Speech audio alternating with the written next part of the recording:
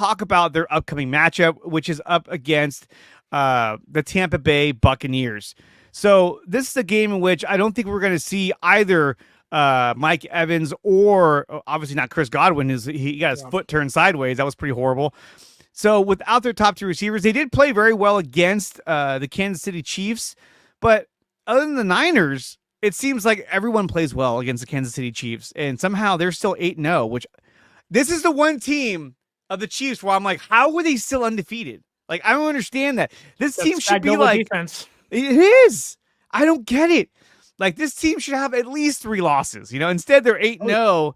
And to me, and then not only that, but they got DeAndre Hopkins for a 5th rounder.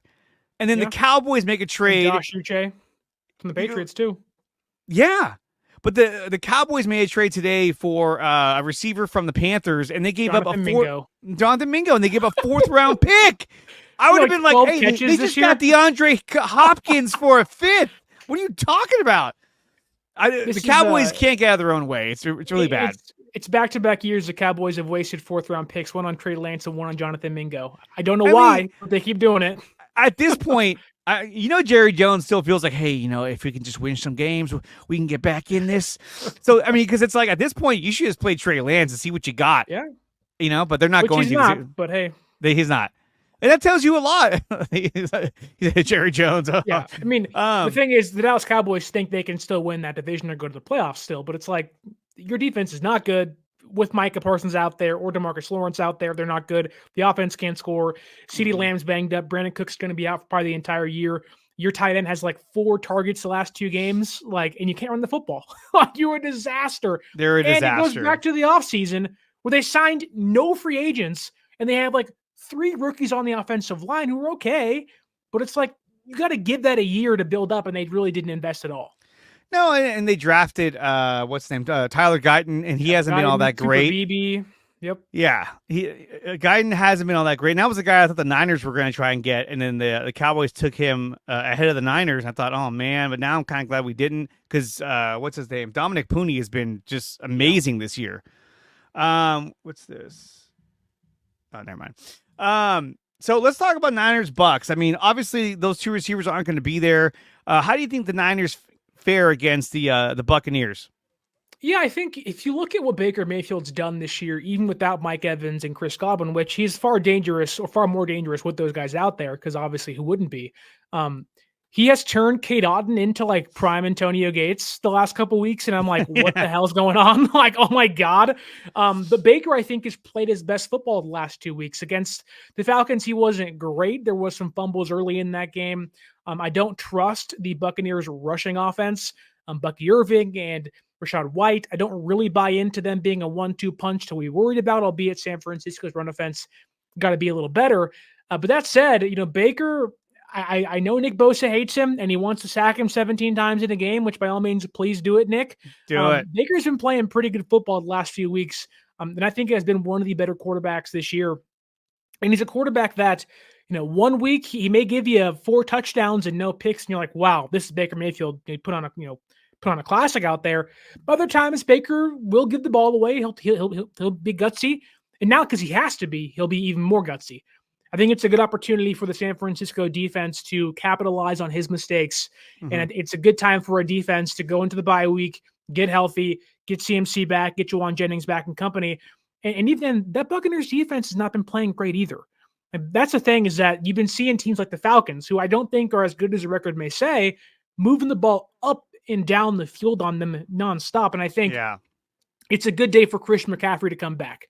The Bucs are banged up. I get Villa there, but the linebacker core isn't that great anymore. Their best defensive players probably like Tyke Smith, which he's really good as a rookie. But this is a good day or good week for the Niners to score 35 points. Defense gets 2 takeaways, and you're like, they're back, brother. Like, hell yeah. I think any comfortable win, we all say, oh, they're back. Right. I really see the Niners this becoming a statement game. This is essentially like the Jaguars game of last year. I think they come out the gate with Christian McCaffrey, with Juwan Jennings back, and I think that they really put up a lot of points. My prediction for this game is the Niners win 35-17 against the Buccaneers, and I think they go up big early. And then hopefully they don't. Actually, no. Let's do it late because if we do it early, they're just going to give it up, which has been a problem. Yeah. They really got to fix that. Because, I mean, they did it against the Rams. They did it against the Cardinals. They almost did it against the Seahawks. And they almost did it against the Cowboys. And the Cowboys, yeah. Yeah, you're just like, what are you guys doing? Like, wake up. So we'll see what they do, but I really feel like the Niners are going to make this a statement game, really utilize Christian McCaffrey, and really, I hope that they use a 2 running back system where it's McCaffrey and JP Mason, so it's not just McCaffrey, because the last thing we want to see is McCaffrey, go and something bad happens, so Right. making sure that he's healthy for the remainder of the year. He's had half the year off, so he's going to be pretty fresh. So I think the Niners, like I said, I think they come out and they win big. If you had to predict the score of this game, what are you looking at?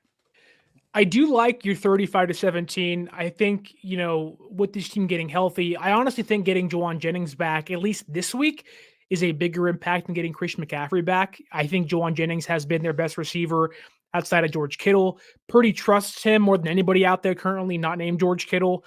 I think it's a good week for the 49ers offense, more importantly, to kind of get back to who they were. It's also a great week for Shanahan because he gets to scout and see what's going on the offensive line. He's seeing how teams and defenses are attacking them differently this year. I think it is kind of a good, like you said, kind of get right, get back game where they took it to Jacksonville last year. They just crushed them. I think that is where we're looking at. The Bucs have lost 2 games in a row, played overtime last night. They're tired. They're exhausted. They're hurt. They're banged up.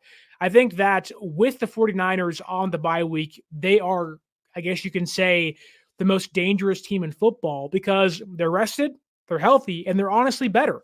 If they don't make a move in the next 2-ish hours, hour and 15 minutes, they're getting back the reigning offensive player of the year. They're getting back their best receiver so far this year. They're getting back their, I would say, probably their 4th best offensive lineman, but their best backup, if you will. And if they do acquire some pieces, they're getting better all the way around. So I would say like 33-20 is my thing. Okay. Probably the score I'd say. Because I do want to give the Bucs a little more credit. They're playing good football, but how long do you have and how long can you continue to lose and lose and lose once you're banged up? Like something has to give for the Bucs, and I think they're in for kind of getting trounced big time this Sunday. Well, I hope so. I mean, yes, we're going to be in Tampa. It'll be a 10 a.m. start time, but I think the Niners are ready for this game, and they want to make a statement going into this game.